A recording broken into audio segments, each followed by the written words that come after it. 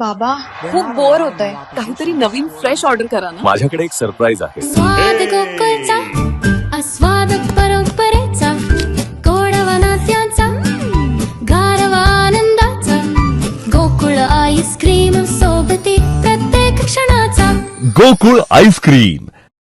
सिंधुदुर्गातील डळमळीत आरोग्य यंत्रणेचा प्रत्यय पुन्हा एकदा आलाय.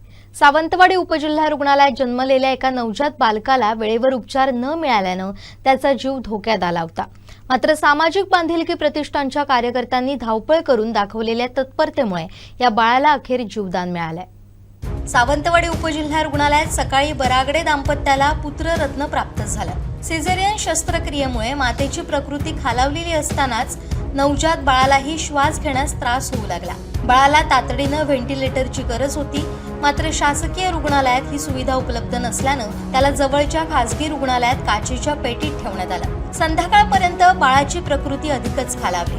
डॉक्टरांनी त्याला तातडीनं गोवा बांबूळ इथं हलवण्याचा सल्ला दिला. नातेवाईकांनी 108 रुग्णवाहिकेसाठी संपर्क साधला असता सर्व रुग्णवाहिका व्यस्त असल्याचं सांगण्यात आलं.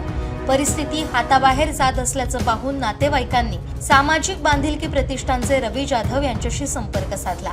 जाधव यांनी तातडीनं 108चे मॅनेजिंग डायरेक्टर विनायक पाटील यांच्याशी बोलून रुग्णवाहिका उपलब्ध करून दिली. मात्र त्याचवेळी गोवा बांबूळ इथं बेड शिल्लक नसल्याची धक्कादायक माहिती समोर आली, ज्यामुळे नातेवाईक हतबल झाले. बाळाचा जीव वाचवण्यासाठी रवी जाधव, लक्ष्मण कदम यांनी डॉक्टर ज्ञानेश्वर येवळे, डॉक्टर सावंत आणि डॉक्टर खानोलकर यांच्याशी चर्चा केली. खासगी रुग्णालयातील सिस्टर स्वप्नाली दळवी यांना सोबत घेऊन बाळाला तातडीनं पडवे येथील नारायण राणेंच्या SSPM हॉस्पिटलमध्ये दाखल करण्यात आलं.